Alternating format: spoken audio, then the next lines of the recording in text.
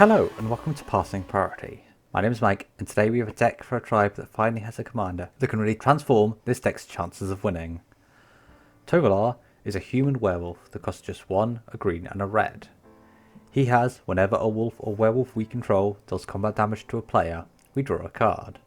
But his second ability is why the werewolf tribe is now more possible to play in commander. Because at the beginning of our upkeep, if we control 3 or more wolves and or werewolves, it becomes night, and we can transform any number of human werewolves we control. He also has Daybound, which is how the werewolves in the new Innistad sets transform. This mechanic is very similar from the previous mechanic. We start tracking the time of day when either a card mentions it, or like our commander, a card with one of the keywords enters the battlefield. After that, if a player casts no spells on their turn, we change from day to night. Then once it's night, if a player casts 2 or more spells on their turn, it changes back to day.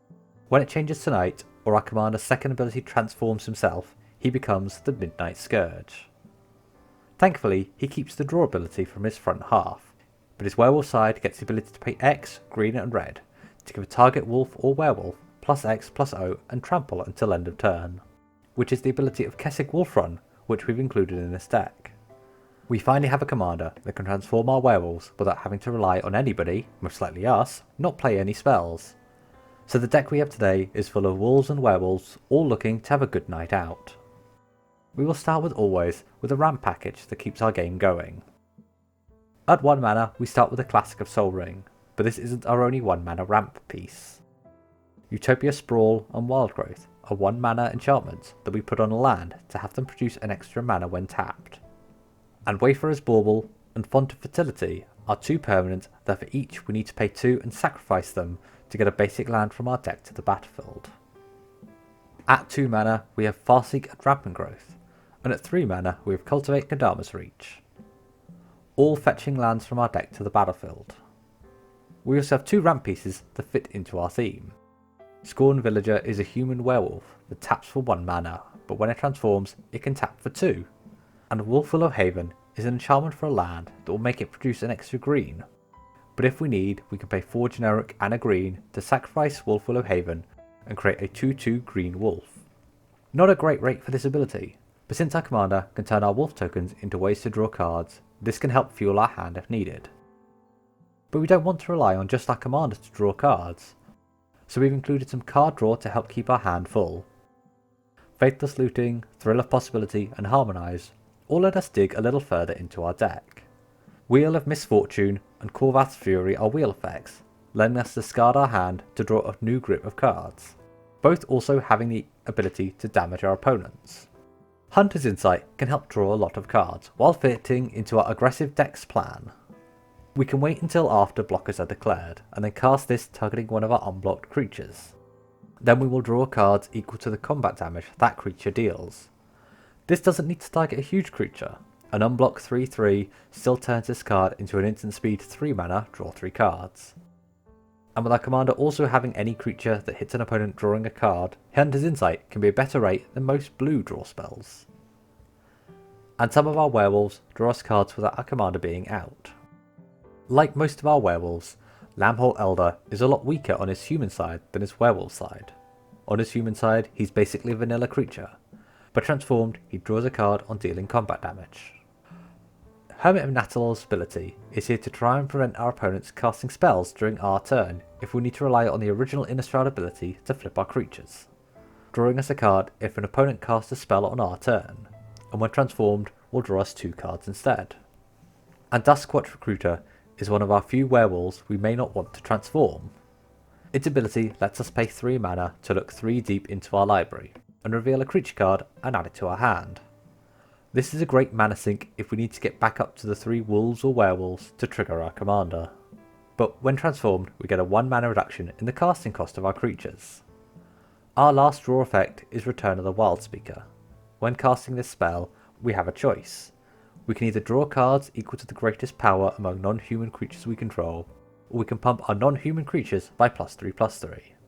This only works if we've been able to transform our creatures, but gives us either a great way to refill our hand or can be used to finish a game. And this brings us on to what werewolves do best. Werewolves are packed animals, and having a powered up pact is better than having one super large creature. There are a lot of tribal anthems that happen when our weak humans transform into their more powerful werewolf forms.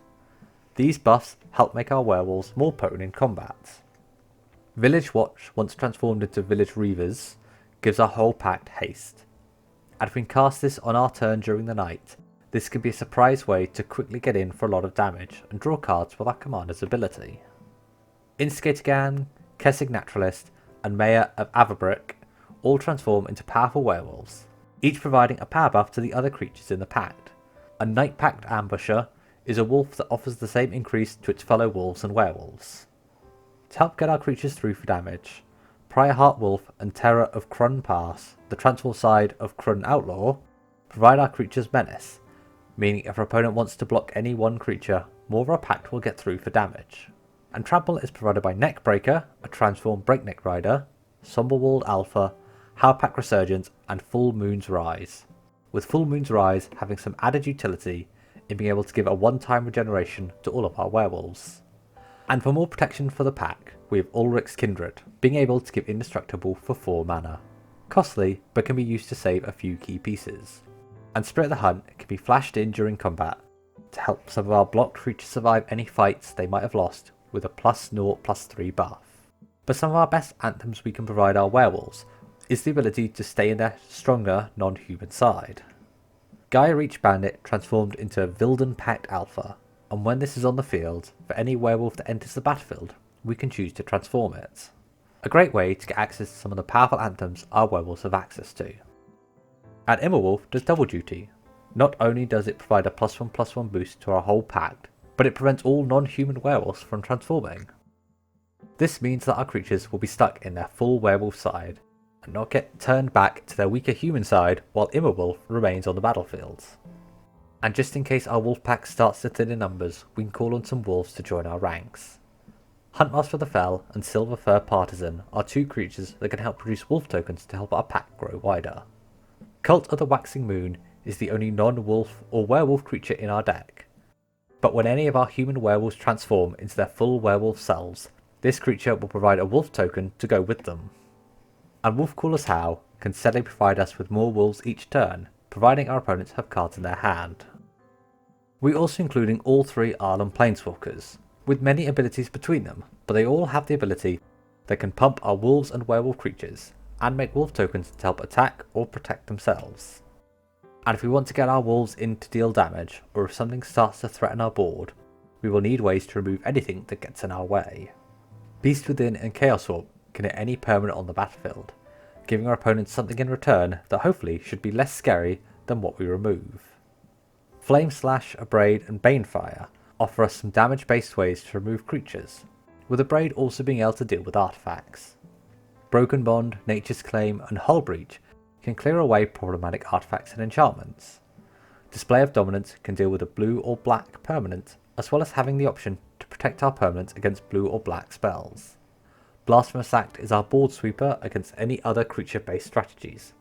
And Field of Ruin and Ghost Quarters can deal with the ever increasing amount of powerful utility lands that make up the average EDH deck. And werewolves like to destroy things as well. When Afflicted Deserter transforms, we can destroy an artifact, and if we do, deal 3 damage to its controller. Daybreak Ranger and Ulrich of the Krallenhorn both can fight target creature when they transform. And Moonlight Hunt can allow all our pack to team up and deal their combined power to any creature our opponent controls. And there we have it, a Tovolar Werewolf tribal deck. I hope you've enjoyed this video. If you did, don't forget to leave the video a like, as it does help me out. And don't forget to subscribe for more videos and decks coming. And if you want a place to find all the decks we've covered, our website passingpriority.com has the deck vault, with links to all decks we've covered on the channel. Are you planning on building a werewolf tribal deck around Tovolar, or maybe something else? Let me know in the comments below what you're excited to see from the return of Innistad. Thank you very much for listening, and goodbye for now.